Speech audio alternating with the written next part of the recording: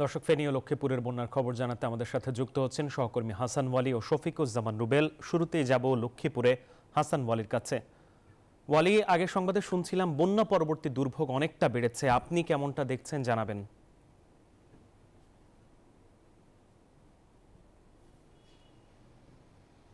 মাহমুদ, আপনাকে ধন্যবাদ। আমি এই মুহূর্তে রয়েছি লক্ষ্মীপুরের কমলনগরের চরজাঙ্গালী এলাকায়, এবং এই এলাকায় কিন্তু আসলে যে উঁচু এলাকাগুলো রয়েছে সেই জায়গাগুলো থেকে কিছুটা পানি কমতে শুরু করেছে, কিন্তু এর বাইরে কিন্তু বেশিরভাগ নিম্ন এলাকা কিন্তু একেবারে পানির নিচে তলিয়ে আছে। বেশিরভাগ যেসব ডোবা পুকুর যেসব জায়গায় মূলত এই সময়টাতে খুবই কম পানি থাকে সেটি কিন্তু একেবারে টইটুম্বুর পানিতে পরিপূর্ণ হয়ে রয়েছে পানিতে। সব মিলে কিন্তু আপনি যেমনটি জানতে চেয়েছিলেন যে আসলে পরবর্তী কি অবস্থা, পরবর্তী কিন্তু আসলে যারা আশ্রয় কেন্দ্রে এখন পর্যন্ত যাননি তারা মানবেতর জীবনযাপন করছেন।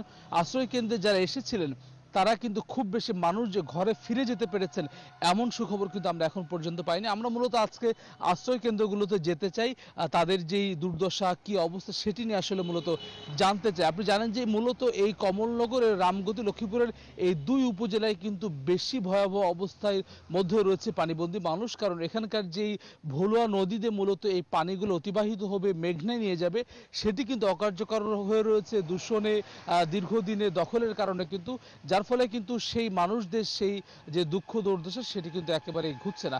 ফলে সাধারণ মানুষের যে অবর্ণনীয় দুর্দশা সেটি কিন্তু এখন পর্যন্ত রয়েছে লক্ষ্মীপুরে। এতদিন কিন্তু আসলে লক্ষ্মীপুরে যেই বন্যার 10-11 দিন এবং এর আগে থেকে অনেক এলাকা অতি পানির কারণে বৃষ্টির কারণে কিন্তু পানিবন্দী হয়ে রয়েছে, যার ফলে অন্যান্য এলাকার যেমন খুব দ্রুত সময়ের মধ্যে বন্যার পানি নামছে তেমনটি কিন্তু লক্ষ্মীপুরের ক্ষেত্রে ঘটছে না। লক্ষ্মীপুরে যেটি হচ্ছে যে পানিবন্দী অবস্থায় মানুষের জীবন অতিবাহিত হচ্ছে, এটি আসলে নামার মতো কোনো পথ নেই, অর্থাৎ রোদের মধ্য দিয়ে আসলে এটি শুকাতে হবে। কিন্তু আজকে সকাল এবং গতকাল রাতেও আমরা দেখেছি বৃষ্টি হচ্ছে, এখনও কিন্তু গুড়ি গুড়ি বৃষ্টি হচ্ছে, অর্থাৎ বৃষ্টি যদি আবার হয় তাহলে কিন্তু মানুষের যে জীবনযাপন সেটি কিন্তু আরও শোচনীয় অবস্থা হবে, সেটি কিন্তু বলাই যায়। আমার পার্শ্ববর্তী জেলা ফেনীতে রয়েছেন সহকর্মী শফিকুজ্জামান রুবেলের কাছ থেকে জানবো ফেনীর সর্বশেষ।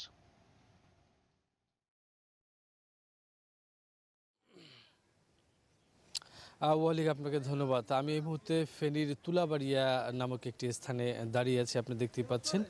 এই স্থানে মূলত বন্যার সময় আমার উপরে প্রায় 1-1.5 ফিট উপরে পর্যন্ত পানি ছিল, এখন কিন্তু পানি নেমে গেছে, হাঁটু গ্রেন নিচে নেমে গেছে। এই রাস্তা ধরে মূলত প্রায় যতদূর চোখ যে আমরা দেখতে পাচ্ছি যে যেই সড়কটি রয়েছে এই সড়কে কিন্তু এখন পর্যন্ত পানি দেখা যাচ্ছে, যদিও পানি নেমে গেছে কিন্তু আশেপাশে যেই বসত বাড়িগুলো আছে সেই বসত বাড়িগুলোতে কিন্তু এখন পর্যন্ত পানি দেখা যাচ্ছে, এবং সেখানে যারা আশ্রয় কেন্দ্রে গিয়েছিলেন সেই মানুষগুলো কিন্তু এসছে। আমরা একটু কথা বলতে চাই এখানে স্থানীয় বাসিন্দা।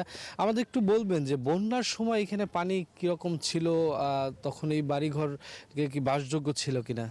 এখানে বন্যার সময় দিয়ে বসবাস করার মতো কোনো ছিল না পরিস্থিতি, মোটামুটি দরকার নয়, অনেক উপরে পানি উঠছে, রাস্তা দিয়ে কোনো মানে হেঁটে যাওয়ার কোনো ইয়ে ছিল না, মানে সাঁতার কাটিয়ে যেতে হচ্ছে। আপনারা যখন ঘরবাড়ি ছেড়ে গিয়েছিলেন তখন কি কিছু নিয়ে যেতে পারছেন?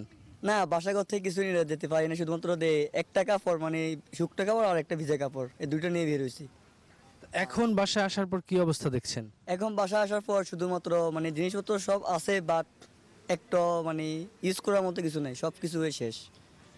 জি, ধন্যবাদ আপনাকে। তো শুনছিলেন এইখানে যারা বাসিন্দা, বিশেষ করে ফেনীর সদরের এবং আশেপাশে যে এলাকাগুলো রয়েছে, নদীর পাশের যে এলাকাগুলো রয়েছে, সেই এলাকায় পানি এত বেগে ঢুকেছিল যে এখানের যেই ক্ষত চিহ্ন সেটা দেখলে বোঝা যায়। আমরা যেই রাস্তা ধরে এসছি সেই রাস্তার যে পিচ ঢালাই সেটা কিন্তু সম্পূর্ণটা উঠে গেছে, এবং রাস্তার যে চিত্র সেই চিত্র দেখলে বোঝা যায় যে পানি যে স্রোত ছিল সেই স্রোতে কিন্তু যেখানে রাস্তার পিচ ঢালাই উঠিয়ে নিয়ে গেছে সেখানে ঘরবাড়ি কি অবস্থা হয়েছিল সেটা কিন্তু একদমই স্পষ্ট। তো বন্যা পরবর্তী যে ক্ষতচিহ্ন সেগুলো কিন্তু ধীরে ধীরে স্পষ্ট হচ্ছে, মানুষের সামনে দুর্ভোগ দুর্দশা কিন্তু আবার সামনে চলে আসছে। এখন সবচেয়ে গুরুত্বপূর্ণ বিষয় হচ্ছে যে বানভাসী মানুষের যে শুকনো খাবারের পাশাপাশি আপনার খাদ্য সংকট দেখা দিয়েছে ভয়ঙ্কর আকারে, কারণ যাদের বাড়িতে আসবাবপত্র ছিল, পণ্য সামগ্রী ছিল, সবই নষ্ট হয়ে গেছে। তো দুর্গম যে এলাকাগুলো রয়েছে সেই এলাকায় খাদ্য সহায়তা অতি দ্রুত পৌঁছানো প্রয়োজন এই মুহূর্তে। তো সব মিলিয়ে এই ছিল ফেনী থেকে। চলে যাবে স্টুডিওতে। রুবেল ও ওয়ালি, আপনাদের দুজনকে ধন্যবাদ।